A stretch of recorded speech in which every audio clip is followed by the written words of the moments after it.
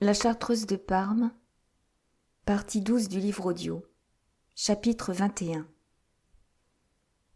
À l'époque de ses malheurs, il y avait déjà près d'une année que la duchesse avait fait une rencontre singulière. Un jour qu'elle avait la luna, comme on dit dans le pays, elle était allée à l'improviste, sur le soir, à son château de Sacca, situé au-delà de Colorno, sur la colline qui domine le Pô. Elle se plaisait à embellir cette terre. Elle aimait la vaste forêt qui couronne la colline et touche au château. Elle s'occupait à y faire tracer des sentiers dans des directions pittoresques. « Vous vous ferez enlever par les brigands, belle duchesse ?» lui disait un jour le prince. « Il est impossible qu'une forêt où l'on sait que vous vous promenez reste déserte. » Le prince jetait un regard sur le comte, dont il prétendait émoustiller la jalousie. « Je n'ai pas de crainte, Altesse sérénissime, » répondit la duchesse d'un air ingénu. « Quand je me promène dans mes bois, je me rassure par cette pensée. Je n'ai fait de mal à personne. Qui pourrait me haïr ?» Ce propos fut trouvé hardi. Il rappelait les injures proférées par les libéraux du pays, gens fort insolents. Le jour de la promenade dont nous parlons, le propos du prince revint à l'esprit de la duchesse, en remarquant un homme fort mal vêtu qui la suivait de loin à travers le bois. À un détour imprévu que fit la duchesse en continuant sa promenade, cet inconnu se trouva tellement près d'elle qu'elle eut peur. Dans le premier mouvement, elle appela son garde-chasse qu'elle avait laissé à 1000 pas de là, dans le parterre de fleurs tout près du château. L'inconnu eut le temps de s'approcher d'elle et se jeta à ses pieds. Il était jeune, fort bel homme, mais horriblement mal mis. Ses habits avaient des déchirures d'un pied de long, mais ses yeux respiraient le feu d'une âme ardente. « Je suis condamné à mort. Je suis le médecin Ferrante, Palla. Je meurs de faim ainsi que mes 5 enfants. » La duchesse avait remarqué qu'il était horriblement maigre, mais ses yeux étaient tellement beaux et remplis d'une exaltation si tendre qui lui ôtèrent l'idée du crime. Paladji, pensa-t-elle, aurait bien dû donner de tels yeux au Saint-Jean dans le désert qu'il vient de placer à la cathédrale. L'idée de Saint-Jean lui était suggérée par l'incroyable maigreur de Ferrante. La duchesse lui donna 3 sequins qu'elle avait dans sa bourse, s'excusant de lui offrir si peu sur ce qu'elle venait de payer un compte à son jardinier. Ferrante la remercia avec effusion. « Hélas, lui dit-il, autrefois j'habitais les villes. Je voyais des femmes élégantes. Depuis qu'en remplissant mes devoirs de citoyen, je me suis fait condamner à mort, je vis dans les bois et je vous suivais, non pour vous demander l'aumône ou vous voler, mais comme un sauvage fasciné par une angélique beauté. Il y a si longtemps que je n'ai vu 2 belles mains blanches. »« Levez-vous donc, » lui dit la duchesse, car il était resté à genoux. « Permettez que je reste ainsi, » lui dit Ferrante. « Cette position me prouve que je ne suis pas occupé actuellement à voler, et elle me tranquillise. Car vous saurez que je vole pour vivre depuis que l'on m'empêche d'exercer ma profession. Mais dans ce moment-ci, je ne suis qu'un simple mortel qui adore la sublime beauté. » La duchesse comprit qu'il était un peu fou, mais elle n'eut point peur. Elle voyait dans les yeux de cet homme qu'il avait une âme ardente et bonne, et d'ailleurs, elle ne haïssait pas les physionomies extraordinaires. « Je suis donc médecin, et je faisais la cour à la femme de l'apothicaire sarrasine de Parme. Il nous a surpris et l'a chassée, ainsi que 3 enfants qu'il soupçonnait, avec raison, être de moi et non de lui. J'en ai eu 2 depuis. La mère et les 5 enfants vivent dans la dernière misère, au fond d'une sorte de cabane construite de mes mains à 1 lieue d'ici, dans le bois. Car je dois me préserver des gendarmes, et la pauvre femme ne veut pas se séparer de moi. Je fus condamné à mort, et fort justement. Je conspirais. J'exècre le prince, qui est un tyran. Je ne pris pas la fuite, faute d'argent. Mes malheurs sont bien plus grands, et j'aurais dû 1000 fois me tuer. Je n'aime plus la malheureuse femme qui m'a donné ces 5 enfants, et s'est perdue pour moi. J'en aime une autre. Mais si je me tue, les 5 enfants et la mère mourront littéralement de faim. » Cet homme avait l'accent de la sincérité. « Mais comment vivez-vous » lui dit la duchesse attendrie. « La mère des enfants file. La fille aînée est nourrie dans une ferme de libéraux, où elle garde les moutons.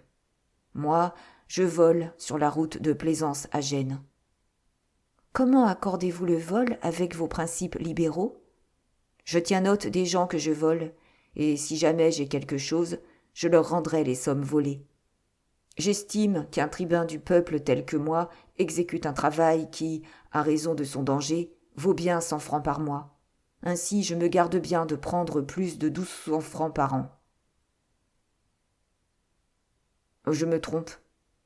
Je vole quelques petites sommes au-delà, car je fais face, par ce moyen, aux frais d'impression de mes ouvrages. »« Quels ouvrages ? » ?»« Là. Aura-t-elle jamais une chambre et un budget ? » ?»« Quoi ? » dit la duchesse étonnée. « C'est vous, monsieur, qui êtes l'un des plus grands poètes du siècle, le fameux Ferrante Palla ? » ?»« Fameux, peut-être, mais fort malheureux, c'est sûr. » « Et un homme de votre talent, monsieur, est obligé de voler pour vivre ? » ?»« C'est peut-être pour cela que j'ai quelque talent. Jusqu'ici, tous nos auteurs qui se sont fait connaître étaient des gens payés par le gouvernement ou par le culte qu'ils voulaient saper. Moi, primo, j'expose ma vie. Secundo, songez, madame, aux réflexions qui m'agitent lorsque je vais voler. Suis-je dans le vrai, me dis-je ? La place de tribun rend-elle des services valant réellement 100 francs par mois ? J'ai 2 chemises, l'habit que vous voyez, quelques mauvaises armes, et je suis sûr de finir par la corde. J'ose croire que je suis désintéressé. Je serais heureux sans ce fatal amour qui ne me laisse plus trouver que malheur auprès de la mère de mes enfants. La pauvreté me pèse comme l'aide. J'aime les beaux habits, les mains blanches. » Il regardait celle de la duchesse de telle sorte que la peur la saisit. « Adieu, monsieur, » lui dit-elle. « Puis-je vous être bonne à quelque chose à Parme ?» Pensez quelquefois à cette question. Son emploi est de réveiller les cœurs et de les empêcher de s'endormir dans ce faux bonheur tout matériel que donnent les monarchies. Le service qu'il rend à ses concitoyens vaut-il 100 francs par mois ? Mon malheur est d'aimer, dit-il d'un air fort doux. Et depuis près de 2 ans, mon âme n'est occupée que de vous. Mais jusqu'ici, je vous avais vu sans vous faire peur. Et il prit la fuite avec une rapidité prodigieuse qui étonna la duchesse et la rassura. « Les gendarmes auraient de la peine à l'atteindre, pensa-t-elle. En effet, il est fou. »« Il est fou, lui dirent ces gens. Nous savons tous depuis longtemps que le pauvre homme est amoureux de madame. Quand madame est ici, nous le voyons errer dans les parties les plus élevées du bois, et dès que madame est partie, il ne manque pas de venir s'asseoir aux mêmes endroits où elle s'est arrêtée.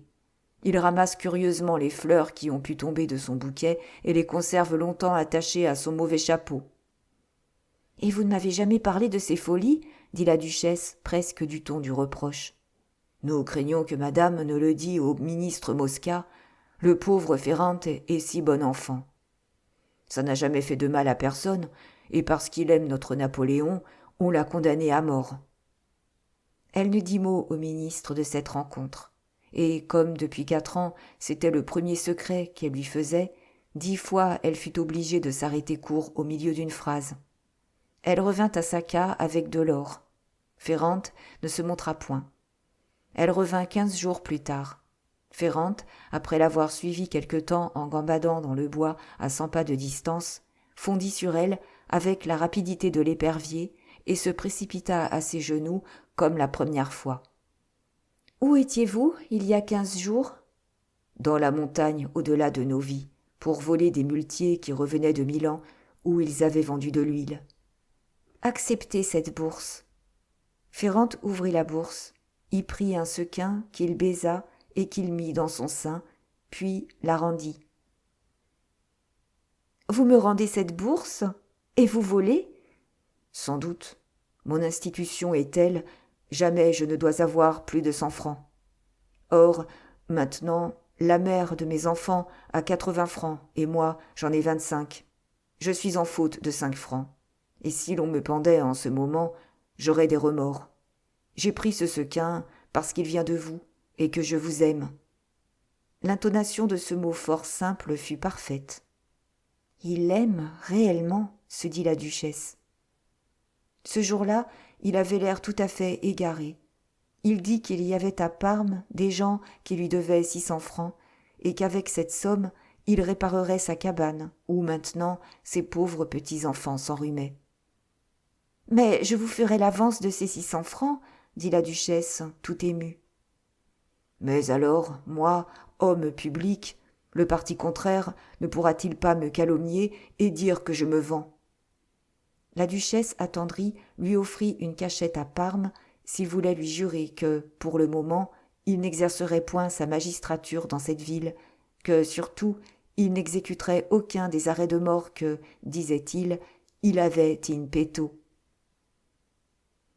« Et si l'on me pend par suite de mon imprudence, dit gravement Ferrante, tous ces coquins, si nuisibles au peuple, vivront de longues années, et à qui la faute ? Que me dira mon père en me recevant là-haut ?» La duchesse lui parla beaucoup de ses petits-enfants à qui l'humidité pouvait causer des maladies mortelles. Il finit par accepter l'offre de la cachette à Parme. Le duc Sanseverina, dans la seule demi-journée qu'il eût passée à Parme depuis son mariage, avait montré à la duchesse une cachette fort singulière qui existe à l'angle méridional du palais de ce nom. Le mur de façade, qui date du Moyen-Âge, a 8 pieds d'épaisseur. On l'a creusé en dedans, et là se trouve une cachette de 20 pieds de haut, mais de 2 seulement de largeur. C'est tout à côté que l'on admire ce réservoir d'eau cité dans tous les voyages, fameux ouvrage du XIIe siècle, pratiqué lors du siège de Parme par l'empereur Sigismonde et qui, plus tard, fut compris dans l'enceinte du palais Sanseverina. On entre dans la cachette en faisant mouvoir une énorme pierre sur un axe de fer placé vers le centre du bloc. La duchesse était si profondément touchée de la folie du Ferrante et du sort de ses enfants, pour lesquels il refusait obstinément tout cadeau ayant une valeur, qu'elle lui permit de faire usage de cette cachette pendant assez longtemps. Elle le revit un mois après, toujours dans les bois de Sacca, et comme ce jour-là il était un peu plus calme, il lui récita un de ses sonnets qui lui sembla égal ou supérieur à tout ce qu'on a fait de plus beau en Italie depuis 2 siècles. Ferrante obtint plusieurs entrevues, mais son amour s'exalta, devint importun, et la duchesse s'aperçut que cette passion suivait les lois de tous les amours que l'on met dans la possibilité de concevoir une lueur d'espérance. Elle le renvoya dans ses bois, lui défendit de lui adresser la parole. Il obéit à l'instant, et avec une douceur parfaite. Les choses en étaient à ce point quand Fabrice fut arrêté. 3 jours après, à la tombée de la nuit, un capucin se présenta à la porte du palais Sanseverina. Il avait, disait-il, un secret important à communiquer à la maîtresse du logis. Elle était si malheureuse qu'elle fit entrer. C'était Ferrante. « Il se passe ici une nouvelle iniquité dont le tribun du peuple doit prendre connaissance, » lui dit cet homme fou d'amour. D'autre part, agissant comme simple particulier, ajouta-t-il, « Je ne puis donner à madame la duchesse Sanseverina que ma vie, et je la lui apporte. » Ce dévouement si sincère de la part d'un voleur et d'un fou toucha vivement la duchesse. Elle parla longtemps à cet homme qui passait pour le plus grand poète du nord de l'Italie et pleura beaucoup. « Voilà un homme qui comprend mon cœur, » se disait-elle. Le lendemain, il reparut toujours à l'Ave Maria, déguisé en domestique et portant livrée. « Je n'ai point quitté Parme. J'ai entendu dire une horreur que ma bouche ne répétera point. Mais me voici. Songez, madame, à ce que vous refusez. L'être que vous voyez n'est pas une poupée de cour, c'est un homme. » Il était à genoux en prononçant ces paroles d'un air à leur donner de la valeur. « Hier, je me suis dit, ajouta-t-il, elle a pleuré en ma présence. Donc, elle est un peu moins malheureuse. Mais, monsieur, songez donc quel danger vous environne. On vous arrêtera dans cette ville. Le tribun vous dira, Madame, qu'est-ce que la vie quand le devoir parle ? L'homme malheureux et qui a la douleur de ne plus sentir de passion pour la vertu depuis qu'il est brûlé par l'amour, ajoutera, Madame la duchesse, Fabrice, un homme de cœur, va périr peut-être. Ne repoussez pas un autre homme de cœur qui s'offre à vous. Voici un corps de fer et une âme qui ne craint au monde que de vous déplaire.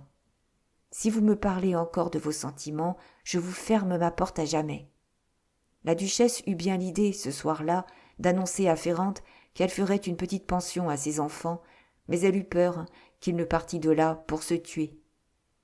À peine fut-il sorti que, remplie de pressentiments funestes, elle se dit « Moi aussi je puis mourir, et plût à Dieu qu'il en fût ainsi.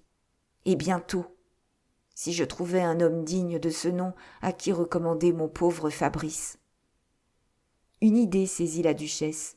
Elle prit un morceau de papier et reconnut, par un écrit auquel elle mêla le peu de mots de droit qu'elle savait, qu'elle avait reçu du sieur Ferrante Pala la somme de 25 000 francs, sous l'expresse condition de payer chaque année une rente viagère de 1500 francs à la dame Sarrasine et à ses 5 enfants.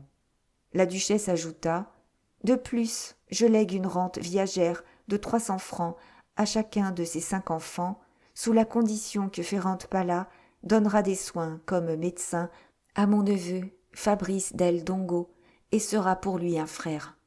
Je l'en prie. » Elle signa, antidata d'1 an, et serra ce papier.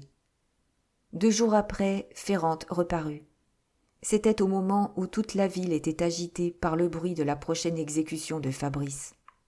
Cette triste cérémonie aurait-elle lieu dans la citadelle ou sous les arbres de la promenade publique ? Plusieurs hommes du peuple allèrent se promener ce soir-là devant la porte de la citadelle pour tâcher de voir si l'on dressait l'échafaud. Ce spectacle avait ému Ferrante. Il trouva la duchesse noyée dans les larmes et hors d'état de parler. Elle le salua de la main et lui montra un siège. Ferrante, déguisée ce jour-là en capucin, était superbe. Au lieu de s'asseoir, il se mit à genoux et pria Dieu dévotement à demi-voix. Dans un moment où la duchesse semblait un peu plus calme, sans se déranger de sa position, il interrompit un instant sa prière pour dire ces mots. De nouveau, il offre sa vie. « Songez à ce que vous dites !» s'écria la duchesse, avec cet œil hagard qui, après les sanglots, annonce que la colère prend le dessus sur l'attendrissement. « Il offre sa vie pour mettre obstacle au sort de Fabrice ou pour le venger. »« Il y a telle occurrence, » répliqua la duchesse, « où je pourrais accepter le sacrifice de votre vie. » Elle le regardait avec une attention sévère.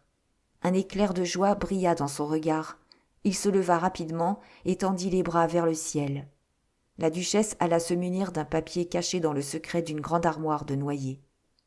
« Lisez, » dit-elle à Ferrante. C'était la donation en faveur de ses enfants dont nous avons parlé. Les larmes et les sanglots empêchaient Ferrante de lire la fin. Il tomba à genoux. « Rendez-moi ce papier, » dit la duchesse. Et, devant lui, elle le brûla à la bougie. « Il ne faut pas, » ajouta-t-elle, « que mon nom paraisse si vous êtes pris et exécuté, car il y va de votre tête. Ma joie est de mourir en nuisant au tyran, une bien plus grande joie de mourir pour vous. Cela posé et bien compris, daignez ne plus faire mention de ce détail d'argent, j'y verrai un doute injurieux. » « Si vous êtes compromis, je puis l'être aussi, » repartit la duchesse. « Et Fabrice après moi. C'est pour cela, et non pas parce que je doute de votre bravoure, que j'exige que l'homme qui me perce le cœur soit empoisonné et non tué. Par la même raison importante pour vous, je vous ordonne de faire tout au monde pour vous sauver. » « J'exécuterai fidèlement ponctuellement et prudemment. Je prévois, madame la duchesse, que ma vengeance sera mêlée à la vôtre. Il en serait autrement que j'obéirais encore fidèlement, ponctuellement et prudemment. Je puis ne pas réussir, mais j'emploierai toute ma force d'homme. Il s'agit d'empoisonner le meurtrier de Fabrice. Je l'avais deviné, et depuis 27 mois que je mène cette vie errante et abominable, j'ai souvent songé à une pareille action pour mon compte. Si je suis découverte et condamnée comme complice, poursuivit la duchesse d'un ton de fierté, je ne veux point que l'on puisse m'imputer de vous avoir séduit. Je vous ordonne de ne plus chercher à me voir avant l'époque de votre vengeance. Il ne s'agit point de le mettre à mort avant que je vous en ai donné le signal. Sa mort en cet instant, par exemple, me serait funeste, loin de m'être utile. Probablement sa mort ne devra avoir lieu que dans plusieurs mois, mais elle aura lieu. J'exige qu'il meure par le poison, et j'aimerais mieux le laisser vivre que de le voir atteint d'un coup de feu. Pour des intérêts que je ne veux pas vous expliquer, j'exige que votre vie soit sauvée. Ferrante était ravie de ce ton d'autorité que la duchesse prenait avec lui. Ses yeux brillaient d'une profonde joie. Ainsi que nous l'avons dit, il était horriblement maigre, mais on voyait qu'il avait été fort beau dans sa première jeunesse, et il croyait être encore ce qu'il avait été jadis. « Suis-je fou ?» se dit-il. « Ou bien la duchesse veut-elle un jour, quand je lui aurai donné cette preuve de dévouement, faire de moi l'homme le plus heureux ? Et dans le fait, pourquoi pas ? Est-ce que je ne vaux point cette poupée de comte Mosca qui, dans l'occasion, n'a rien pu pour elle, pas même faire évader monseigneur Fabrice ? Je puis vouloir sa mort dès demain, continua la duchesse, toujours du même air d'autorité. Vous connaissez cet immense réservoir d'eau qui est au coin du palais, tout près de la cachette que vous avez occupée quelquefois. Il est un moyen secret de faire couler toute cette eau dans la rue. Eh bien, ce sera là le signal de ma vengeance. Vous verrez, si vous êtes à Parme, ou vous entendrez dire, si vous habitez les bois, que le grand réservoir du palais Sanseverina a crevé. Agissez aussitôt, mais par le poison, et surtout n'exposez votre vie que le moins possible. Que jamais personne ne sache que j'ai trempé dans cette affaire. « Les paroles sont inutiles, » répondit Ferrante avec un enthousiasme mal contenu. « Je suis déjà fixé sur les moyens que j'emploierai. La vie de cet homme me devient plus odieuse qu'elle n'était, puisque je n'oserai vous revoir tant qu'il vivra. J'attendrai le signal du réservoir crevé dans la rue. » Il salua brusquement et partit. La duchesse le regardait marcher. Quand il fut dans l'autre chambre, elle le rappela. « Ferrante !» s'écria-t-elle. « Homme sublime !» Il rentra, comme impatient d'être retenu. Sa figure était superbe en cet instant. « Et vos enfants ?»« Madame, ils seront plus riches que moi. Vous leur accordez peut-être quelques petites pensions. »« Tenez, lui dit la duchesse, en lui remettant une sorte de gros étui en bois d'olivier. Voici tous les diamants qui me restent. Ils valent 50 000 francs. »« Ah, madame, vous m'humiliez, » dit Ferrante avec un mouvement d'horreur, et sa figure changea du tout au tout. « Je ne vous reverrai jamais avant l'action. Prenez, je le veux, » ajouta la duchesse avec un air de hauteur qui atterra Ferrante. Il mit l'étui dans sa poche et sortit. La porte avait été refermée par lui. La duchesse le rappela de nouveau. Il rentra d'un air inquiet. La duchesse était debout au milieu du salon. Elle se jeta dans ses bras. Au bout d'un instant, Ferrante s'évanouit presque de bonheur. La duchesse se dégagea de ses embrassements et des yeux lui montra la porte. « Voilà le seul homme qui m'ait comprise, » se dit-elle. « C'est ainsi qu'en eût agi Fabrice, s'il eût pu m'entendre. » Il y avait deux choses dans le caractère de la duchesse. Elle voulait toujours ce qu'elle avait voulu une fois. Elle ne remettait jamais en délibération ce qui avait été une fois décidé. Elle citait à ce propos un mot de son premier mari, l'aimable général Pietranera. « Quelle insolence envers moi-même, disait-il. Pourquoi croirais-je avoir plus d'esprit aujourd'hui que lorsque je pris ce parti ?» De ce moment, une sorte de gaieté reparut dans le caractère de la duchesse. Avant la fatale résolution, à chaque pas que faisait son esprit, à chaque chose nouvelle qu'elle voyait, elle avait le sentiment de son infériorité envers le prince, de sa faiblesse et de sa duperie. Le prince, suivant elle, l'avait lâchement trompée, et le comte Mosca, par suite de son génie courtisanesque, quoique innocemment, avait secondé le prince. Dès que la vengeance fut résolue, elle sentit sa force. Chaque pas de son esprit lui donnait du bonheur. Je croirais assez que le bonheur immoral qu'on trouve à se venger en Italie tient à la force d'imagination de ce peuple. Les gens des autres pays ne pardonnent pas à proprement parler. Ils oublient. La duchesse ne revit pas là que vers les derniers temps de la prison de Fabrice. Comme on l'a deviné peut-être, ce fut lui qui donna l'idée de l'évasion. Il existait dans les bois, à 2 lieues de Sacca, une tour du Moyen-Âge, à demi ruinée et haute de plus de 100 pieds. Avant de parler une seconde fois de fuite à la duchesse, Ferrante la supplia d'envoyer Ludovic, avec des hommes sûrs, disposer une suite d'échelles auprès de cette tour. En présence de la duchesse, il y monta avec les échelles, et en descendit avec une simple corde nouée. Il renouvela 3 fois l'expérience, puis il expliqua de nouveau son idée.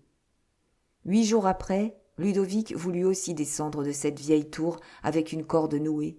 Ce fut alors que la duchesse communiqua cette idée à Fabrice.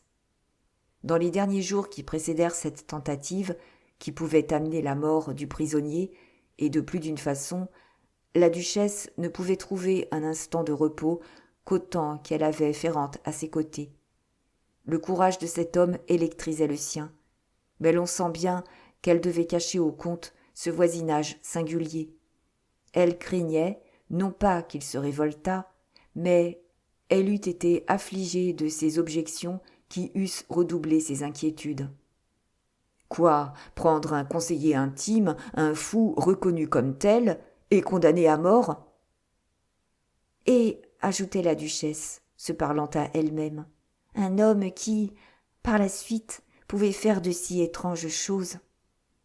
Ferrante se trouvait dans le salon de la duchesse au moment où le comte vint lui donner connaissance de la conversation que le prince avait eue avec Rassi. Et lorsque le comte fut sorti, elle eut beaucoup à faire pour empêcher Ferrante de marcher sur-le-champ à l'exécution d'un affreux dessein. « Je suis fort, maintenant !» s'écriait ce fou. « Je n'ai plus de doute sur la légitimité de l'action. » Mais, dans le moment de colère qui suivra inévitablement, Fabrice serait mis à mort. Mais ainsi on lui épargnerait le péril de cette descente. Elle est possible, facile même, ajoutait-il, mais l'expérience manque à ce jeune homme. On célébra le mariage de la sœur du marquis Crescenzi, et ce fut à la fête donnée dans cette occasion que la duchesse rencontra Clélia et put lui parler sans donner de soupçons aux observateurs de bonne compagnie. La duchesse elle-même remit à Clélia le paquet de cordes dans le jardin où ces dames étaient allées respirer un instant. Ces cordes, fabriquées avec le plus grand soin, mi-parties de chanvre et de soie, avec des nœuds, étaient fort menues et assez flexibles. Ludovic avait éprouvé leur solidité, et, dans toutes leurs parties, elles pouvaient porter sans se rompre un poids de 8 quintaux. On les avait comprimées de façon à en former plusieurs paquets de la forme d'un volume in quarto. Clélia s'en empara et promit à la duchesse que tout ce qui était humainement possible serait accompli pour faire arriver ces paquets jusqu'à la tour Farnèse. « Mais je crains la timidité de votre caractère, et d'ailleurs, ajouta poliment la duchesse, quel intérêt peut vous inspirer un inconnu ? Monsieur Del Dongo est malheureux, et je vous promets que par moi, il sera sauvé. » Mais la duchesse, ne comptant que fort médiocrement sur la présence d'esprit d'une jeune personne de 20 ans, avait pris d'autres précautions dont elle se garda bien de faire part à la fille du gouverneur. Comme il était naturel de le supposer, ce gouverneur se trouvait à la fête donnée pour le mariage de la sœur du marquis Crescenzi.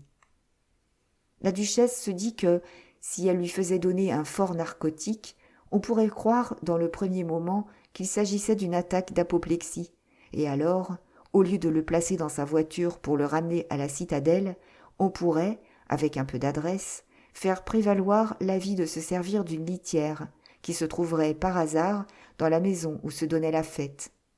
Là se rencontreraient aussi des hommes intelligents, vêtus en ouvriers employés pour la fête, et qui, dans le trouble général, s'offriraient obligeamment pour transporter le malade jusqu'à son palais si élevé. Ces hommes, dirigés par Ludovic, portaient une assez grande quantité de cordes, adroitement cachées sous leurs habits. On voit que la duchesse avait réellement l'esprit égaré depuis qu'elle songeait sérieusement à la fuite de Fabrice. Le péril de cet être chéri était trop fort pour son âme, et surtout durait trop longtemps. Par excès de précaution, elle faillit faire manquer cette fuite, ainsi qu'on va le voir. Tout s'exécuta comme elle l'avait projeté, avec cette seule différence que le narcotique produisit un effet trop puissant. Tout le monde crut, et même les gens de l'art, que le général avait une attaque d'apoplexie. Par bonheur, Clélia, au désespoir, ne se douta en aucune façon de la tentative si criminelle de la duchesse. Le désordre fut tel, au moment de l'entrée à la citadelle de la litière où le général, à demi-mort, était enfermé, que Ludovic et ses gens passèrent sans objection. Ils ne furent fouillés que pour la bonne forme au pont de l'Esclave. Quand ils eurent transporté le général jusqu'à son lit, on les conduisit à l'office où les domestiques les traitèrent fort bien. Mais après ce repas, qui ne finit que fort près du matin, on leur expliqua que l'usage de la prison exigeait que, pour le reste de la nuit, ils fussent enfermés à clé dans les salles basses du palais. Le lendemain au jour, ils seraient mis en liberté par le lieutenant du gouverneur. Ces hommes avaient trouvé le moyen de remettre à Ludovic les cordes dont il s'était chargé, mais Ludovic eut beaucoup de peine à obtenir un instant d'attention de Clélia. À la fin, dans un moment où elle passait d'une chambre à une autre, il lui fit voir qu'il déposait des paquets de cordes dans l'angle obscur d'un des salons du premier étage. Clélia fut profondément frappée de cette circonstance étrange. Aussitôt, elle conçut d'atroces soupçons. « Qui êtes-vous » dit-elle à Ludovic. Et, sur la réponse fort ambiguë de celui-ci, elle ajouta « Je devrais vous faire arrêter. Vous ou les vôtres, vous avez empoisonné mon père. Avouez à l'instant quelle est la nature du poison dont vous avez fait usage, afin que le médecin de la citadelle puisse administrer les remèdes convenables.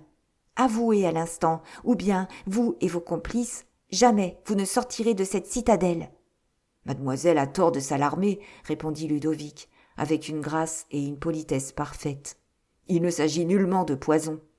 On a eu l'imprudence d'administrer au général une dose de laudanum, et il paraît que le domestique chargé de ce crime a mis dans le verre quelques gouttes de trop. Nous en aurons un remords éternel, mais mademoiselle peut croire que, grâce au ciel, il n'existe aucune sorte de danger. Monsieur le gouverneur doit être traité pour avoir pris, par erreur, une trop forte dose de laudanum. Mais j'ai l'honneur de le répéter à mademoiselle, le laquais chargé du crime ne faisait point usage de poison véritable, comme Barbonne, lorsqu'il voulut empoisonner monseigneur Fabrice. On n'a point prétendu se venger du péril qu'a couru monseigneur Fabrice. On a confié à ce laquais maladroit qu'une fiole où il y avait du laudanum. J'en fais serment à mademoiselle. Mais il est bien entendu que, si j'étais interrogé officiellement, je nierais tout. D'ailleurs, si mademoiselle parle à qui que ce soit de laudanum et de poison, fût-ce à l'excellent don Césarée, Fabrice est tué de la main de mademoiselle. Elle rend à jamais impossible tous les projets de fuite. Et mademoiselle sait mieux que moi que ce n'est pas avec du simple laudanum que l'on veut empoisonner monseigneur. Elle sait aussi que quelqu'un n'a accordé qu'1 mois de délai pour ce crime, et qu'il y a déjà plus d'1 semaine que l'ordre fatal a été reçu. Ainsi, si elle me fait arrêter, ou si seulement elle dit un mot à don Césarée ou à tout autre, elle retarde toutes nos entreprises de bien plus d'1 mois, et j'ai raison de dire qu'elle tue de sa main monseigneur Fabrice. Clélia était épouvantée de l'étrange tranquillité de Ludovic. « Ainsi, me voilà en dialogue réglé, se disait-elle, avec l'empoisonneur de mon père, et qui emploie des tournures polies pour me parler. Et c'est l'amour qui m'a conduite à tous ces crimes. » Le remords lui laissait à peine la force de parler. Elle dit à Ludovic : « Je vais vous enfermer à clé dans ce salon. Je cours apprendre au médecin qu'il ne s'agit que de laudanum. Mais, grand Dieu, comment lui dirai-je que je l'ai appris moi-même ? Je reviens ensuite vous délivrer. » « Mais, dit Clélia revenant en courant d'auprès de la porte, Fabrice savait-il quelque chose du laudanum ? Mon Dieu, non, mademoiselle. Il n'y eut jamais consenti. Et puis, à quoi bon faire une confidence inutile ? Nous agissons avec la prudence la plus stricte. Il s'agit de sauver la vie à monseigneur, qui sera empoisonné d'ici à 3 semaines. L'ordre en a été donné par quelqu'un qui d'ordinaire ne trouve point d'obstacle à ses volontés. Et pour tout dire à mademoiselle, on prétend que c'est le terrible fiscal général Rassi qui a reçu cette commission. Clélia s'enfuit épouvantée. Elle comptait tellement sur la parfaite probité de don Césarée qu'en employant certaines précautions, elle osa lui dire qu'on avait administré au général du laudanum, et pas autre chose. Sans répondre, sans questionner, don Césarée courut au médecin. Clélia revint au salon, où elle avait enfermé Ludovic dans l'intention de le presser de questions sur le laudanum. Elle ne l'y trouva plus. Il avait réussi à s'échapper. Elle vit sur une table une bourse remplie de sequins et une petite boîte renfermant diverses sortes de poisons. La vue de ces poisons la fit frémir. « Qui me dit, pensa-t-elle, que l'on n'a donné que du laudanum à mon père et que la duchesse n'a pas voulu se venger de la tentative de Barbonne ? Grand Dieu ! S'écria-t-elle. Me voici en rapport avec les empoisonneurs de mon père, et je les laisse s'échapper, et peut-être cet homme, mis à la question, eût avoué autre chose que du laudanum. Aussitôt, Clélia tomba à genoux, fondant en larmes, et pria la Madone avec ferveur. Pendant ce temps, le médecin de la citadelle, fort étonné de l'avis qu'il recevait de don Césarée et d'après lequel il n'avait affaire qu'à du laudanum, donna les remèdes convenables qui bientôt firent disparaître les symptômes les plus alarmants. Le général revint un peu à lui, comme le jour commençait à paraître. Sa première action, marquant de la connaissance, fut de charger d'injures le colonel commandant en second la citadelle, et qui s'était avisé de donner quelques ordres les plus simples du monde pendant que le général n'avait pas sa connaissance. Le gouverneur se mit ensuite dans une fort grande colère contre une fille de cuisine qui, en lui apportant un bouillon, s'avisa de prononcer le mot d'apoplexie. « Est-ce que je suis d'âge, s'écria-t-il, à avoir des apoplexies ? Il n'y a que mes ennemis acharnés qui puissent se plaire à répandre de tels bruits. Et d'ailleurs, est-ce que j'ai été saigné pour que la calomnie elle-même ose parler d'apoplexie ?» Fabrice, tout occupé des préparatifs de sa fuite, ne put concevoir les bruits étranges qui remplissaient la citadelle au moment où l'on y rapportait le gouverneur à demi-mort. D'abord, il eut quelque idée que sa sentence était changée et qu'on venait le mettre à mort. Voyant ensuite que personne ne se présentait dans sa chambre, il pensa que Clélia avait été trahie, qu'à sa rentrée dans la forteresse, on lui avait enlevé les cordes que probablement elle rapportait, et qu'enfin ses projets de fuite étaient désormais impossibles. Le lendemain, à l'aube du jour, il vit entrer dans sa chambre un homme à lui inconnu, qui, sans dire mot, y déposa un panier de fruits. Sous les fruits était cachée la lettre suivante. Pénétré des remords les plus vifs par ce qui a été fait, non pas, grâce au ciel, de mon consentement, mais à l'occasion d'une idée que j'avais eue, j'ai fait vœu à la très sainte Vierge que si, par l'effet de sa sainte intercession, mon père est sauvé, jamais je n'opposerai un refus à ses ordres. J'épouserai le marquis aussitôt que j'en serai requise par lui, et jamais je ne vous reverrai. Toutefois, je crois qu'il est de mon devoir d'achever ce qui a été commencé. Dimanche prochain, au retour de la messe, où l'on vous conduira à ma demande, songez à préparer votre âme, vous pouvez vous tuer dans la difficile entreprise. Au retour de la messe, dis-je, retardez le plus possible votre rentrée dans votre chambre. Vous y trouverez ce qui vous est nécessaire pour l'entreprise méditée. Si vous périssez, j'aurai l'âme navrée. Pourrez-vous m'accuser d'avoir contribué à votre mort ? La duchesse elle-même ne m'a-t-elle pas répété à diverses reprises que la faction Raversi l'emporte ? On veut lier le prince par une cruauté qui le sépare à jamais du comte Mosca. La duchesse, fondant en larmes, m'a juré qu'il ne reste que cette ressource. Vous périssez si vous ne tentez rien.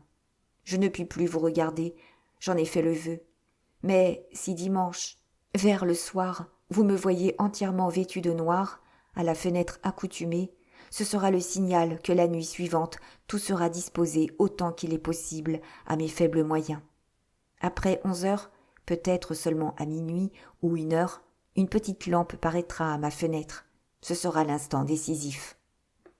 Recommandez-vous à votre saint patron, prenez en hâte les habits de prêtre dont vous êtes pourvu, et marchez. Adieu, Fabrice, je serai en prière, et répandant les larmes les plus amères, vous pouvez le croire, pendant que vous courrez de si grands dangers. Si vous périssez, je ne vous survivrai point. Grand Dieu, qu'est-ce que je dis ? Mais si vous réussissez, je ne vous reverrai jamais. Dimanche, après la messe, vous trouverez dans votre prison l'argent, les poisons, les cordes, envoyés par cette femme terrible qui vous aime avec passion et qui m'a répété jusqu'à 3 fois qu'il fallait prendre ce parti. Dieu vous sauve, et la sainte Madone. Fabio Conti était un geôlier toujours inquiet, toujours malheureux, voyant toujours en songe quelqu'un de ses prisonniers lui échapper. Il était abhorré de tout ce qui était dans la citadelle, mais le malheur inspirant les mêmes résolutions à tous les hommes, les pauvres prisonniers, ceux-là même qui étaient enchaînés dans des cachots hauts de 3 pieds, larges de 3 pieds et de 8 pieds de longueur, et où ils ne pouvaient se tenir debout ou assis, tous les prisonniers, même ceux-là, dis-je, eurent l'idée de faire chanter à leurs frais un te deum lorsqu'ils surent que leur gouverneur était hors de danger. 2 ou 3 de ces malheureux firent des sonnets en l'honneur de Fabio Conti. Ô effet du malheur sur ces hommes! Que celui qui les blâme soit conduit par sa destinée à passer 1 an dans un cachot haut de 3 pieds, avec 8 onces de pain par jour et jeûnant les vendredis. Clélia, qui ne quittait la chambre de son père que pour aller prier dans la chapelle, dit que le gouverneur avait décidé que les réjouissances n'auraient lieu que le dimanche. Le matin de ce dimanche, Fabrice assista à la messe et au te deum. Le soir, il y eut feu d'artifice, et dans les salles basses du château, l'on distribua aux soldats une quantité de vin quadruple de celle que le gouverneur avait accordée. Une main inconnue avait même envoyé plusieurs tonneaux d'eau-de-vie que les soldats défoncèrent. La générosité des soldats qui s'enivraient ne voulut pas que les 5 soldats qui faisaient faction comme sentinelles autour du palais souffrissent de leur position. À mesure qu'ils arrivaient à leur guérite, un domestique affidé leur donnait du vin, et l'on ne sait par quelle main ceux qui furent placés en sentinelle à minuit et pendant le reste de la nuit reçurent aussi un verre d'eau-de-vie, et l'on oubliait à chaque fois la bouteille auprès de la guérite, comme il a été prouvé au procès qui suivit. Le désordre dura plus longtemps que Clélia ne l'avait pensé, et ce ne fut que vers 1 heure que Fabrice, qui, depuis plus de 8 jours, avait scié 2 barreaux de sa fenêtre, celle qui ne donnait pas vers la volière, commença à démonter l'abat-jour. Il travaillait presque sur la tête des sentinelles qui gardaient le palais du gouverneur. Ils n'entendirent rien. Il avait fait quelques nouveaux nœuds seulement à l'immense corde nécessaire pour descendre de cette terrible hauteur de 180 pieds. Il arrangea cette corde en bandoulière autour de son corps. Elle le gênait beaucoup, son volume étant énorme. Les nœuds l'empêchaient de former masse, et elle s'écartait à plus de 18 pouces du corps. « Voilà le grand obstacle », se dit Fabrice. Cette corde arrangée tant bien que mal, Fabrice prit celle avec laquelle il comptait descendre les 35 pieds qui séparaient sa fenêtre de l'esplanade où était le palais du gouverneur. Mais comme pourtant, quelques énivrés que fussent les sentinelles, ils ne pouvaient pas descendre exactement sur leur tête, il sortit, comme nous l'avons dit, par la seconde fenêtre de sa chambre, celle qui avait jour sur le toit d'une sorte de vaste corps de garde.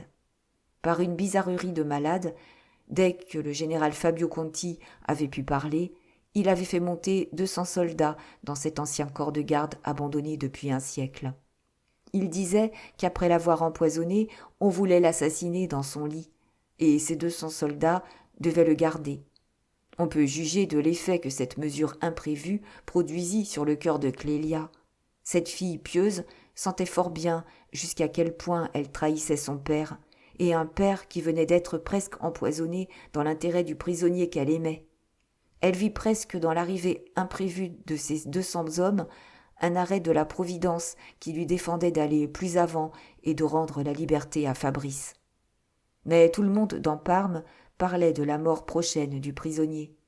On avait encore traité ce triste sujet à la fête même donnée à l'occasion du mariage de la signora Giulia Crescenzi. Puisque, pour une pareille vétille, un coup d'épée maladroit donné à un comédien, un homme de la naissance de Fabrice n'était pas mis en liberté au bout de 9 mois de prison et avec la protection du Premier ministre, c'est qu'il y avait de la politique dans son affaire. Alors, inutile de s'occuper davantage de lui, avait-on dit. S'il ne convenait pas au pouvoir de le faire mourir en place publique, il mourrait bientôt de maladie. Un ouvrier serrurier qui avait été appelé au palais du général Fabio Conti parla de Fabrice comme d'un prisonnier expédié depuis longtemps et dont on taisait la mort par politique. Le mot de cet homme décida Clélia. Chapitre 22. Dans la journée, Fabrice fut attaqué par quelques réflexions sérieuses et désagréables, mais à mesure qu'il entendait sonner les heures qui le rapprochaient du moment de l'action, il se sentait allègre et dispos. La duchesse lui avait écrit qu'il serait surpris par le grand air, et qu'à peine hors de sa prison, il se trouverait dans l'impossibilité de marcher. Dans ce cas, il valait mieux pourtant s'exposer à être repris que se précipiter du haut d'un mur de 180 pieds. « Si ce malheur m'arrive, disait Fabrice, je me coucherai contre le parapet, je dormirai 1 heure, puis je recommencerai. Puisque j'ai juré à Clélia, j'aime mieux tomber du haut d'un rempart si élevé qu'il soit que d'être toujours à faire des réflexions sur le goût du pain que je mange. Quelle horrible douleur ne doit-on pas éprouver avant la faim quand on meurt empoisonné ? Fabio Conti n'y cherchera pas de façon. Il me fera donner de l'arsenic avec lequel il tue les rats de sa citadelle. » Vers le minuit, un de ces brouillards épais et blancs que le Pô jette quelquefois sur ses rives s'étendit d'abord sur la ville et ensuite gagna l'esplanade et les bastions au milieu desquels s'élève la grosse tour de la citadelle. Fabrice crut voir que du parapet de la plate-forme on n'apercevait plus les petits acacias qui environnaient les jardins établis par les soldats au pied du mur de 180 pieds. « Voilà qui est excellent, pensa-t-il. Un peu après que 00h30 eut sonné, le signal de la petite lampe parut à la fenêtre de la volière. Fabrice était prêt à agir. Il fit un signe de croix, puis attacha à son lit la petite corde destinée à lui faire descendre les 35 pieds qui le séparaient de la plate-forme où était le palais. Il arriva sans encombre sur le toit du corps de garde occupé depuis la veille par les 200 hommes de renfort dont nous avons parlé. Par malheur, les soldats, à 00h15 qu'il était alors, n'étaient pas encore endormis. Pendant qu'ils marchaient à pas de loup sur le toit de grosses tuiles creuses, Fabrice les entendait qui disaient que le diable était sur le toit et qu'il fallait essayer de le tuer d'un coup de fusil. Quelques voix prétendaient que ce souhait était d'une grande impiété. D'autres disaient que si l'on tirait un coup de fusil sans tuer quelque chose, le gouverneur les mettrait tous en prison pour avoir alarmé la garnison inutilement. Toute cette belle discussion faisait que Fabrice se hâtait le plus possible en marchant sur le toit et qu'il faisait beaucoup plus de bruit. Le fait est qu'au moment où, pendu à sa corde, il passa devant les fenêtres, par bonheur à 4 ou 5 pieds de distance à cause de l'avance du toit, elles étaient hérissées de baïonnettes. Quelques-uns ont prétendu que Fabrice, toujours fou, eut l'idée de jouer le rôle du diable et qu'il jeta à ses soldats une poignée de sequins. Ce qui est sûr, c'est qu'il avait semé des sequins sur le plancher de sa chambre, et il en sema aussi sur la plate-forme dans son trajet de la tour Farnèse au parapet, afin de se donner la chance de distraire les soldats qui auraient pu se mettre à le poursuivre. Arrivé sur la plate-forme, et entouré de sentinelles qui ordinairement criaient tous les quarts d'heure une phrase entière, « Tout est bien autour de mon poste !» il dirigea ses pas vers le parapet du couchant et chercha la pierre neuve.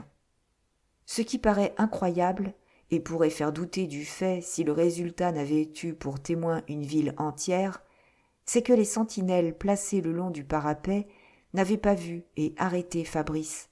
À la vérité, le brouillard dont nous avons parlé commençait à monter, et Fabrice a dit que lorsqu'il était sur la plate-forme, le brouillard lui semblait arriver déjà jusqu'à moitié de la tour Farnèse.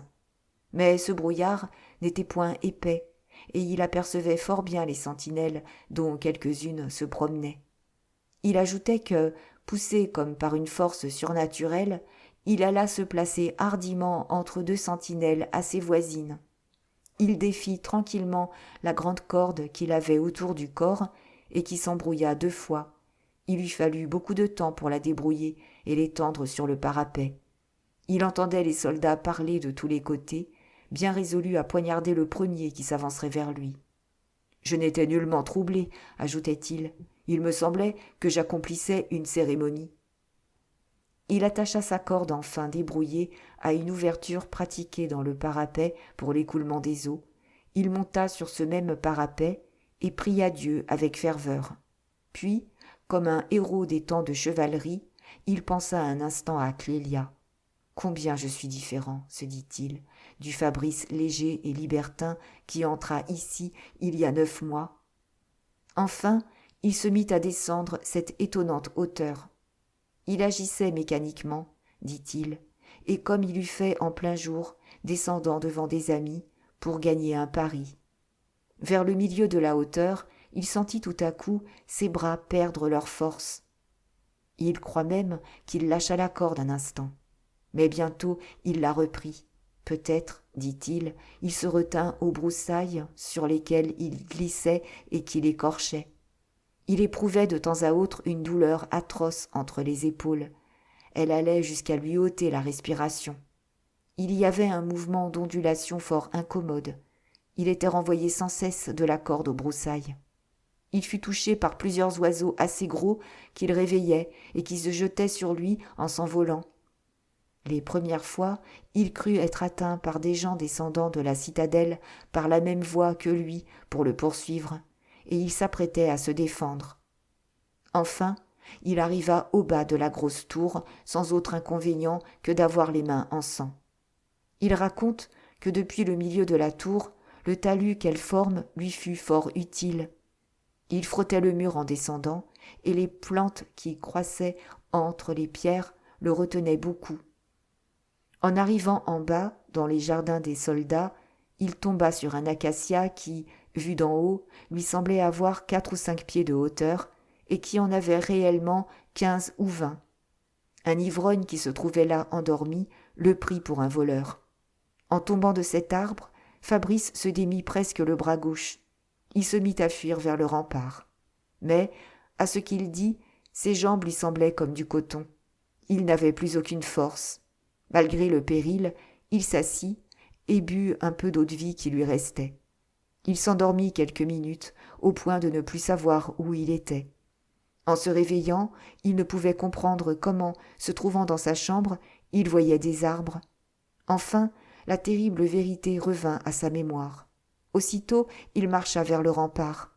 Il y monta par un grand escalier. La sentinelle, qui était placée tout près, ronflait dans sa guérite. Il trouva une pièce de canon gisant dans l'herbe. Il y attacha sa 3e corde. Elle se trouva un peu trop courte, et il tomba dans un fossé bourbeux où il pouvait y avoir un pied d'eau.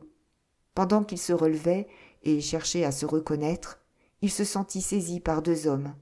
Il eut peur un instant, mais bientôt il entendit prononcer près de son oreille et à voix basse : « Ah, monseigneur, monseigneur !» Il comprit vaguement que ces hommes appartenaient à la duchesse. Aussitôt, il s'évanouit profondément.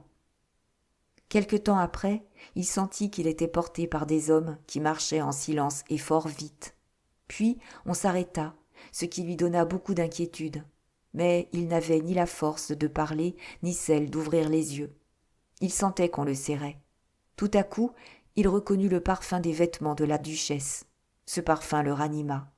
Il ouvrit les yeux. Il put prononcer les mots « Ah, cher ami !» Puis il s'évanouit de nouveau profondément. Le fidèle Bruno, avec une escouade de gens de police dévoués au comte, était en réserve à 200 pas. Le comte lui-même était caché dans une petite maison tout près du lieu où la duchesse attendait. Il n'eut pas hésité, s'il l'eût fallu, à mettre l'épée à la main avec quelques officiers à demi-solde, ses amis intimes. Il se regardait comme obligé de sauver la vie à Fabrice, qui lui semblait grandement exposé, et qui jadis eût eu sa grâce signée du prince, si lui, Mosca, n'eût eu la sottise de vouloir éviter une sottise écrite au souverain. Depuis minuit, la duchesse, entourée d'hommes armés jusqu'aux dents, errait dans un profond silence devant les remparts de la citadelle. Elle ne pouvait rester en place. Elle pensait qu'elle aurait à combattre pour enlever Fabrice à des gens qui le poursuivraient. Cette imagination ardente avait pris 100 précautions, trop longues à détailler ici, et d'une imprudence incroyable. On a calculé que plus de 80 agents étaient sur pied cette nuit-là, s'attendant à se battre pour quelque chose d'extraordinaire. Par bonheur, Ferrante et Ludovic étaient à la tête de tout cela, et le ministre de la police n'était pas hostile.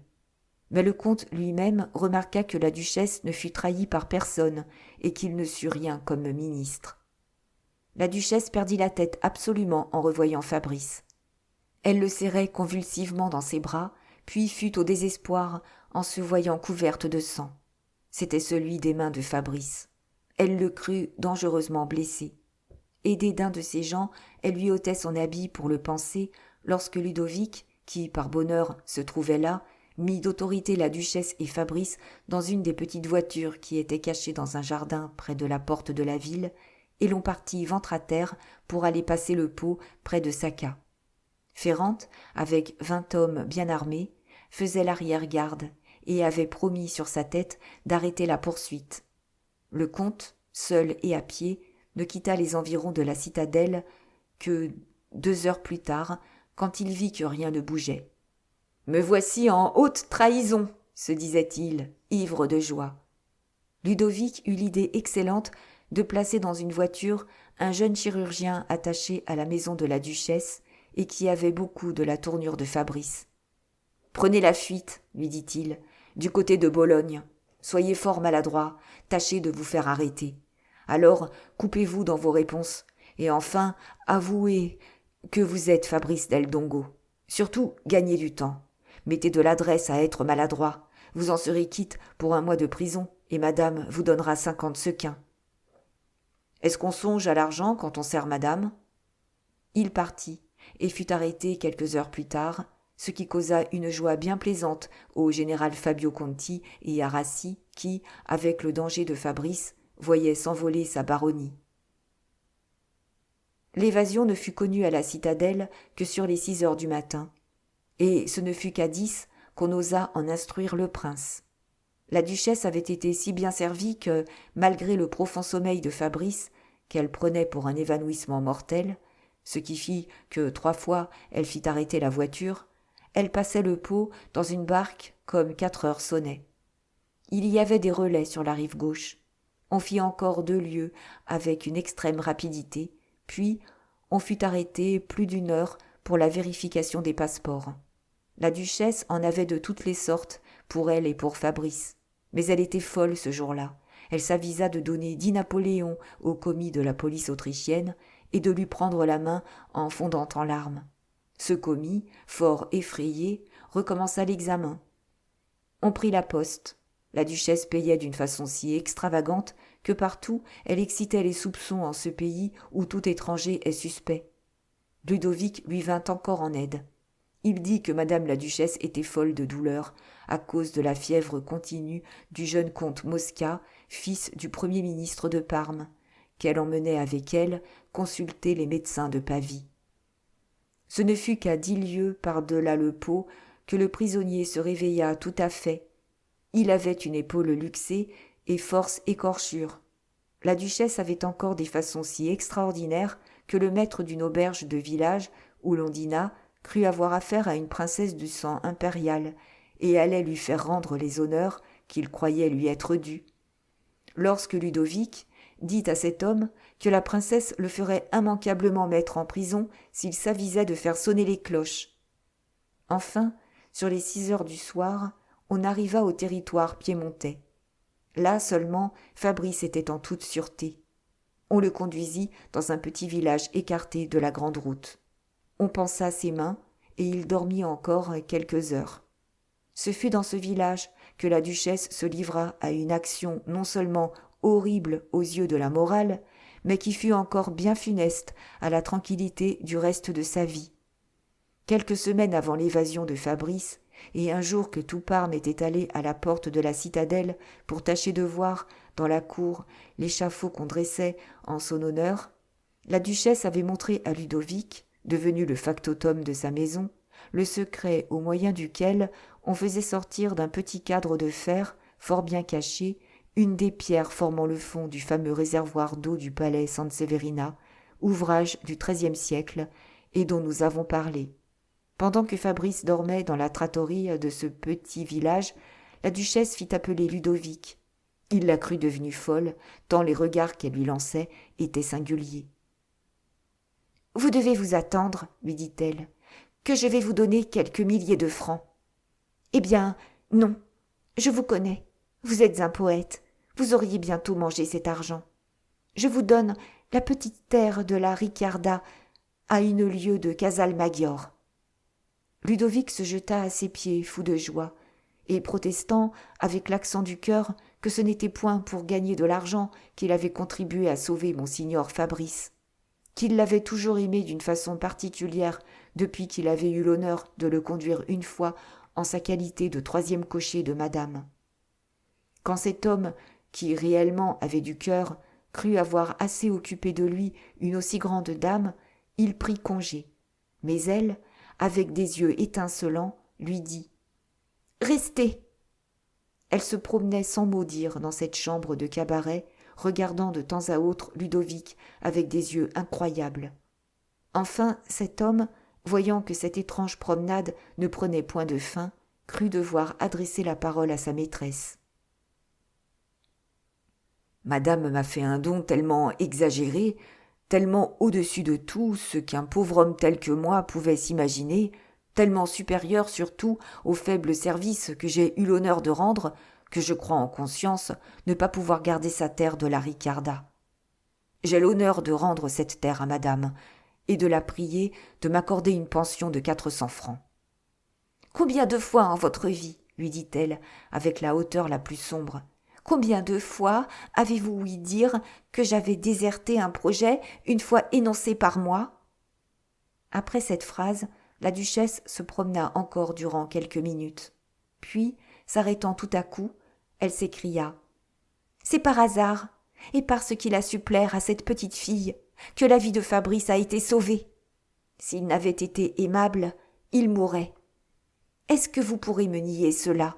dit-elle en marchant sur Ludovic avec des yeux où éclatait la plus sombre fureur. Ludovic recula de quelques pas et la crut folle, ce qui lui donna de vives inquiétudes pour la propriété de sa terre de la Ricciarda. « Eh bien, reprit la duchesse du ton le plus doux et le plus gai, et changé du tout au tout, je veux que mes bons habitants de Sacca aient une journée folle et de laquelle ils se souviennent longtemps. Vous allez retourner à Sacca. Avez-vous quelque objection ? Pensez-vous courir quelque danger ? » ?»« Peu de choses, madame.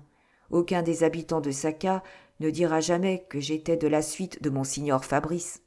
D'ailleurs, si j'ose le dire à madame, je brûle de voir ma terre de la Ricciarda. Il me semble si drôle d'être propriétaire. »« Ta gaieté me plaît. Le fermier de la Ricarda me doit, je pense, 3 ou 4 ans de son fermage. Je lui fais cadeau de la moitié de ce qu'il me doit, et l'autre moitié de tous ses arrérages, je te la donne, mais à cette condition. Tu vas aller à Sacca, tu diras qu'après-demain est le jour de la fête d'une de mes patronnes, et le soir qui suivra ton arrivée, tu feras illuminer mon château de la façon la plus splendide. N'épargne ni argent ni peine. Songe qu'il s'agit du plus grand bonheur de ma vie. De longues mains, j'ai préparé cette illumination. Depuis plus de 3 ans, j'ai réuni dans les caves du château tout ce qui peut servir à cette noble fête. J'ai donné en dépôt au jardinier toutes les pièces d'artifice nécessaires pour un feu magnifique. Tu le feras tirer sur la terrasse qui regarde le pot. J'ai 89 grands tonneaux de vin dans mes caves. Tu feras établir 89 fontaines de vin dans mon parc. Si le lendemain il reste une bouteille de vin qui ne soit pas bue, je dirai que tu n'aimes pas Fabrice.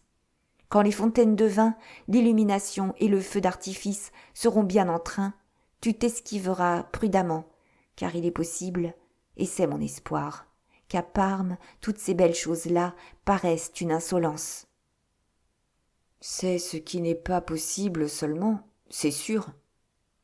Comme il est certain aussi que le fiscal Rassi, qui a signé la sentence de Monsignor, en crèvera de rage. Et même, ajouta Ludovic avec timidité, si madame voulait faire plus de plaisir à son pauvre serviteur que de lui donner la moitié des arrérages de la Ricarda, elle me permettrait de faire une petite plaisanterie à ce Rassi. « Tu es un brave homme !» s'écria la duchesse avec transport. « Mais je te défends absolument de rien faire à Rassi. J'ai le projet de le faire pendre en public, plus tard. Quant à toi, tâche de ne pas te faire arrêter à Sacca. Tout serait gâté si je te perdais. »« Moi, madame, quand j'aurais dit que je fête une des patronnes de madame, si la police envoyait 30 gendarmes pour déranger quelque chose, soyez sûr qu'avant d'être arrivé à la Croix-Rouge, qui est au milieu du village, pas un d'eux ne serait à cheval. Ils ne se mouchent pas du coude, non, les habitants de Sacca, tous contrebandiers finis et qui adorent madame. »« Enfin, reprit la duchesse d'un air singulièrement dégagé, si je donne du vin à mes braves gens de Sacca, je veux inonder les habitants de Parme. Le même soir où mon château sera illuminé, prends le meilleur cheval de mon écurie, cours à mon palais, à Parme, et ouvre le réservoir. »« Ah, l'excellente idée qu'a madame !» s'écria Ludovic, riant comme un fou. « Du vin aux braves gens de Sacca, de l'eau aux bourgeois de Parme, qui étaient si sûrs, les misérables, que Monsignor Fabrice allait être empoisonné, comme le pauvre L. » La joie de Ludovic n'en finissait point. La duchesse regardait avec complaisance ses rires fous. Il répétait sans cesse « Du vin aux gens de Sacca et de l'eau à ceux de Parme !» Madame sait sans doute mieux que moi que lorsqu'on vida imprudemment le réservoir, il y a une 20aine d'années, il y eut jusqu'à 1 pied d'eau dans plusieurs des rues de Parme. « Et de l'eau aux gens de Parme !» répliqua la duchesse en riant. La promenade devant la citadelle eût été remplie de monde si l'on eût coupé le cou à Fabrice. Tout le monde l'appelle le grand coupable. Mais, surtout, fais cela avec adresse. Que jamais personne vivante ne sache que cette inondation a été faite par toi, ni ordonnée par moi. Fabrice, le comte lui-même, doivent ignorer cette folle plaisanterie. Mais j'oubliais les pauvres de Sacca. Va-t'en écrire une lettre à mon homme d'affaires que je signerai. Tu lui diras que pour la fête de ma sainte patronne, il distribue 100 sequins aux pauvres de Sacca et qu'ils t'obéissent en tout pour l'illumination, le feu d'artifice et le vin. Que le lendemain surtout, il ne reste pas une bouteille pleine dans mes caves. L'homme d'affaires de madame ne se trouvera embarrassé qu'en un point. Depuis 5 ans que madame a le château, elle n'a pas laissé 10 pauvres dans Sacca. « Et de l'eau pour les gens de Parme, reprit la duchesse en chantant. Comment exécuteras-tu cette plaisanterie ? Mon plan est tout fait. Je pars de Sacca sur les 9 heures. À 10h30, mon cheval est à l'auberge des Trois Ganaches, sur la route de Casalmaggiore et de ma terre de la Ricarda. À 11 heures, je suis dans ma chambre au palais, Et à 11h15, de l'eau pour les gens de Parme, et plus qu'ils n'en voudront, pour boire à la santé du grand coupable. 10 minutes plus tard, je sors de la ville par la route de Bologne. Je fais, en passant, un profond salut à la citadelle, que le courage de Monsignor et l'esprit de Madame viennent de déshonorer. Je prends un sentier dans la campagne, de moi bien connu, et je fais mon entrée à la Riccarda. Ludovic leva les yeux sur la duchesse et fut effrayé. Elle regardait fixement la muraille nue à 6 pas d'elle et, il faut en convenir, son regard était atroce. « Ah, ma pauvre terre !» pensa Ludovic. Le fait est qu'elle est folle. La duchesse le regarda et devina sa pensée. « Ah, monsieur Ludovic, le grand poète, vous voulez une donation par écrit ? Courez me chercher une feuille de papier. » Ludovic ne se fit pas répéter cet ordre, et la duchesse écrivit de sa main une longue reconnaissance antidatée d'1 an, et par laquelle elle déclarait avoir reçu de Ludovic San-Micheli la somme de 80 000 francs et lui avoir donné en gage la terre de la Riccarda. Si après 12 mois révolus, la duchesse n'avait pas rendu lesdits 80 000 francs à Ludovic, la terre de la Riccarda resterait sa propriété. « Il est beau, se disait la duchesse, de donner à un serviteur fidèle le tiers à peu près de ce qui me reste pour moi-même. »« Ah ça !» dit la duchesse à Ludovic. « Après la plaisanterie du réservoir, je ne te donne que 2 jours pour te réjouir à Casalmaggiore. Pour que la vente soit valable, dis que c'est une affaire qui remonte à plus d'1 an. Reviens me rejoindre à Belgirate, et cela sans le moindre délai. Fabrice ira peut-être en Angleterre, où tu le suivras. » Le lendemain, de bonne heure, la duchesse et Fabrice étaient à Belgirate. On s'établit dans ce village enchanteur, mais un chagrin mortel attendait la duchesse sur ce beau lac. Fabrice était entièrement changé. Dès les premiers moments où il s'était réveillé de son sommeil, en quelque sorte léthargique, après sa fuite, la duchesse s'était aperçue qu'il se passait en lui quelque chose d'extraordinaire. Le sentiment profond par lui caché avec beaucoup de soin était assez bizarre. Ce n'était rien moins que ceci. Il était au désespoir d'être hors de prison. Il se gardait bien d'avouer cette cause de sa tristesse. Elle eût amené des questions auxquelles il ne voulait pas répondre. « Mais quoi ?» lui disait la duchesse étonnée. « Cette horrible sensation lorsque la faim te forçait à te nourrir, pour ne pas tomber, d'un de ces mets détestables fournis par la cuisine de la prison. Cette sensation, y a-t-il ici quelque goût singulier ? Est-ce que je m'empoisonne en cet instant ? Cette sensation ne te fait pas horreur ? » « Je pensais à la mort, » répondait Fabrice, « comme je suppose qu'y pensent les soldats. C'était une chose possible que je pensais bien éviter par mon adresse. » Ainsi, quelle inquiétude, quelle douleur pour la duchesse.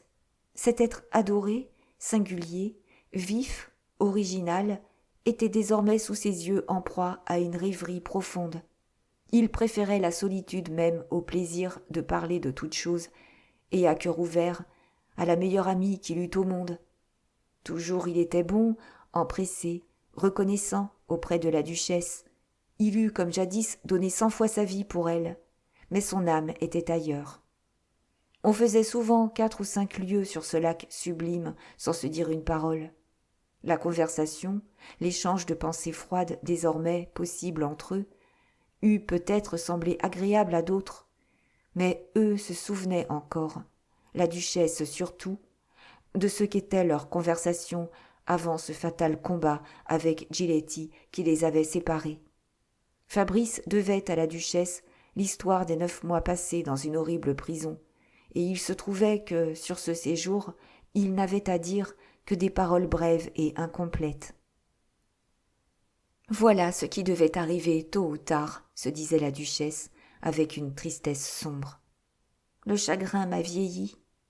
Ou bien il aime réellement, et je n'ai plus que la seconde place dans son cœur. » Avilie, atterrée par ce plus grand des chagrins possibles, la duchesse se disait quelquefois : si le ciel voulait que Ferrante fût devenue tout à fait fou ou manquât de courage, il me semble que je serais moins malheureuse. Dès ce moment, ce demi-remords empoisonna l'estime que la duchesse avait pour son propre caractère. Ainsi, se disait-elle avec amertume, je me repens d'une résolution prise. Je ne suis donc plus une del Dongo. Le ciel l'a voulu, reprenait-elle. Fabrice est amoureux, et de quel droit voudrais-je qu'il ne fût pas amoureux ? Une seule parole d'amour véritable a-t-elle jamais été échangée entre nous ? Cette idée si raisonnable lui ôta le sommeil, et enfin, ce qui montrait que la vieillesse et l'affaiblissement de l'âme étaient arrivés pour elle avec la perspective d'une illustre vengeance, elle était 100 fois plus malheureuse à Belgirate qu'à Parme. Quant à la personne qui pouvait causer l'étrange rêverie de Fabrice, il n'était guère possible d'avoir des doutes raisonnables. Clélia Conti, cette fille si pieuse, avait trahi son père puisqu'elle avait consenti à enivrer la garnison, et jamais Fabrice ne parlait de Clélia. Mais, ajoutait la duchesse, se frappant la poitrine avec désespoir, si la garnison n'eût pas été enivrée, toutes mes inventions, tous mes soins devenaient inutiles. Ainsi, c'est elle qui l'a sauvée. C'était avec une extrême difficulté que la duchesse obtenait de Fabrice des détails sur les événements de cette nuit. Qui, se disait la duchesse, autrefois eût formé entre nous le sujet d'un entretien sans cesse renaissant ?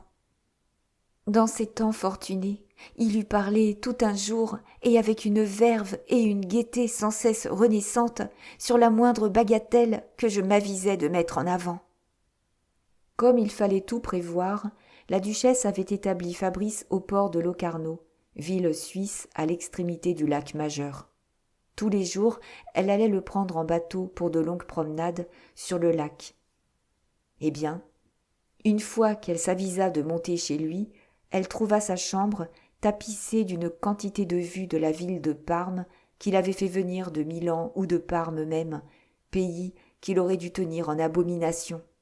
Son petit salon, changé en atelier, était encombré de tout l'appareil d'un peintre à l'aquarelle, et elle le trouva finissant une 3e vue de la tour Farnèse et du palais du gouverneur. « Il ne te manque plus, lui dit-elle d'un air piqué, que de faire de souvenir le portrait de cet aimable gouverneur qui voulait seulement t'empoisonner. Mais j'y songe, continua la duchesse. Tu devrais lui écrire une lettre d'excuse d'avoir pris la liberté de te sauver et de donner un ridicule à sa citadelle. » La pauvre femme ne croyait pas dire si vrai. À peine arrivée en lieu de sûreté, le premier soin de Fabrice avait été d'écrire au général Fabio Conti une lettre parfaitement polie et, dans un certain sens, bien ridicule. Il lui demandait pardon de s'être sauvé, alléguant pour excuse qu'il avait pu croire que certains subalternes de la prison avaient été chargés de lui administrer du poison. Peu lui importait ce qu'il écrivait. Fabrice espérait que les yeux de Clélia verraient cette lettre, et sa figure était couverte de larmes en l'écrivant. Il la termina par une phrase bien plaisante. Il osait dire que, se trouvant en liberté, souvent il lui arrivait de regretter sa petite chambre de la tour Farnèse. C'était là la pensée capitale de sa lettre. Il espérait que Clélia la comprendrait. Dans son humeur écrivante, et dans l'espoir d'être lu par quelqu'un, Fabrice adressa des remerciements à don Césarée, ce bon aumônier qui lui avait prêté des livres de théologie. Quelques jours plus tard, Fabrice engagea le petit libraire de Locarno à faire le voyage de Milan, où ce libraire, ami du célèbre bibliomane Réna, acheta les plus magnifiques éditions qu'il put trouver des ouvrages prêtés par don Césarée. Le bon aumônier reçut ces livres et une belle lettre qui lui disait que, dans des moments d'impatience, peut-être pardonnable à un pauvre prisonnier, on avait chargé les marges de ces livres de notes ridicules. On le suppliait en conséquence de les remplacer dans sa bibliothèque par les volumes que la plus vive reconnaissance se permettait de lui présenter. Fabrice était bien bon de donner le simple nom de note au griffonnage infini dont il avait chargé les marges d'un exemplaire in-folio des œuvres de saint Jérôme. Dans l'espoir qu'il pourrait renvoyer ce livre au bon aumônier et l'échanger contre un autre, il avait écrit jour par jour sur les marges un journal fort exact de tout ce qui lui arrivait en prison. Les grands événements n'étaient autre chose que des extases d'amour divin. Ce mot divin en remplaçait un autre qu'on osait écrire. Tantôt cet amour divin conduisait le prisonnier à un profond désespoir, d'autres fois une voix entendue à travers les airs rendait quelque espérance et causait des transports de bonheur. Tout cela, heureusement, était écrit avec une encre de prison formée de vin, de chocolat et de suie, et dont Césarée n'avait fait qu'y jeter un coup d'œil en replaçant dans sa bibliothèque le volume de saint Jérôme. S'il en avait suivi les marges, il aurait vu qu'un jour le prisonnier, se croyant empoisonné, se félicitait de mourir à moins de 40 pas de distance de ce qu'il avait aimé le mieux dans ce monde. Mais un autre œil que celui du bon aumônier avait lu cette page depuis la fuite.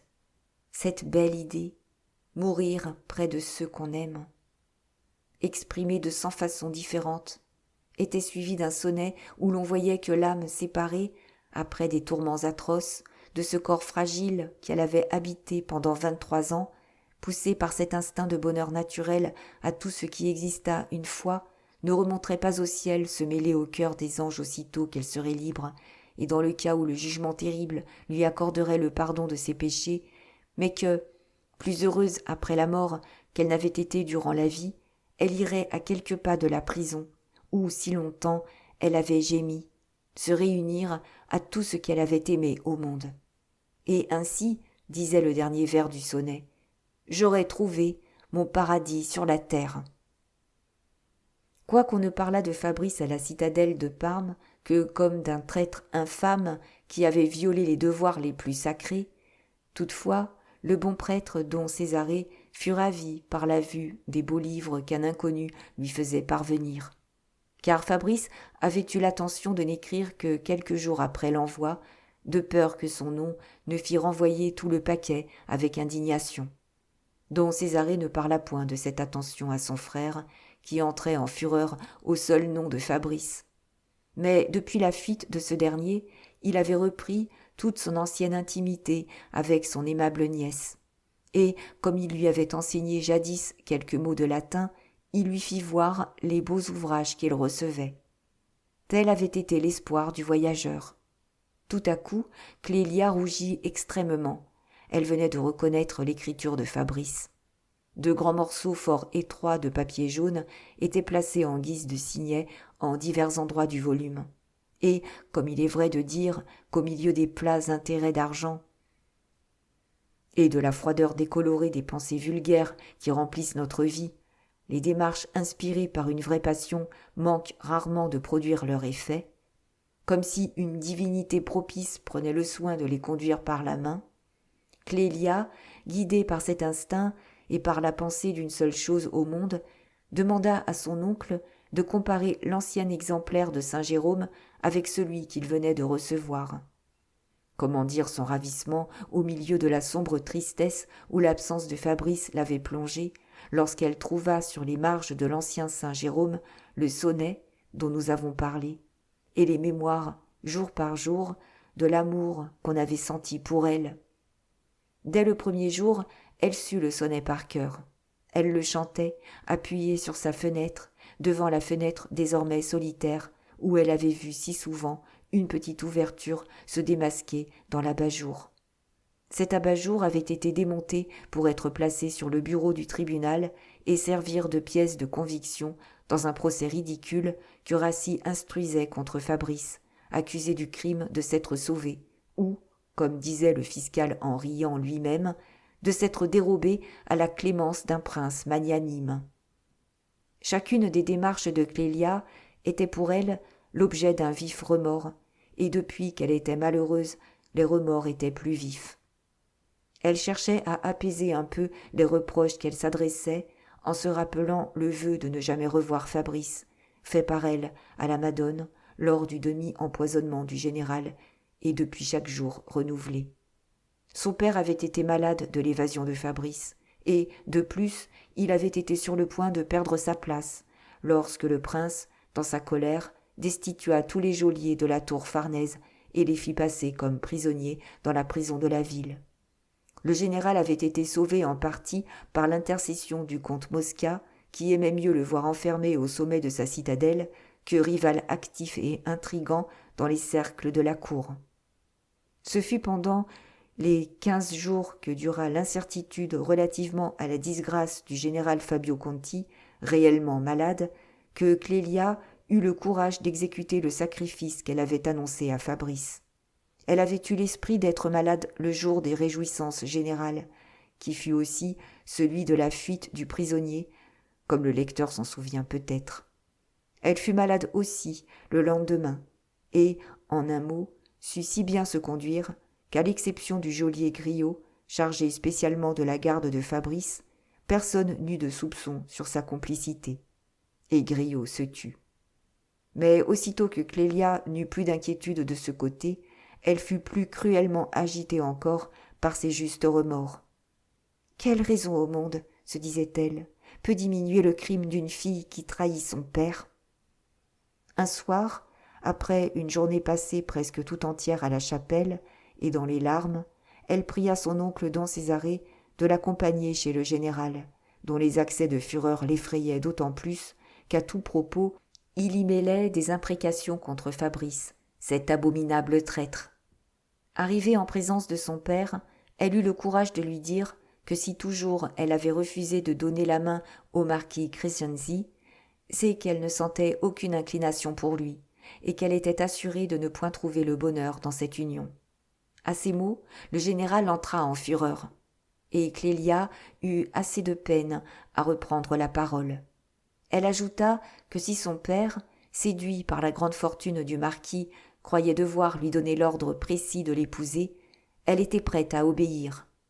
Le général fut tout étonné de cette conclusion, à laquelle il était loin de s'attendre.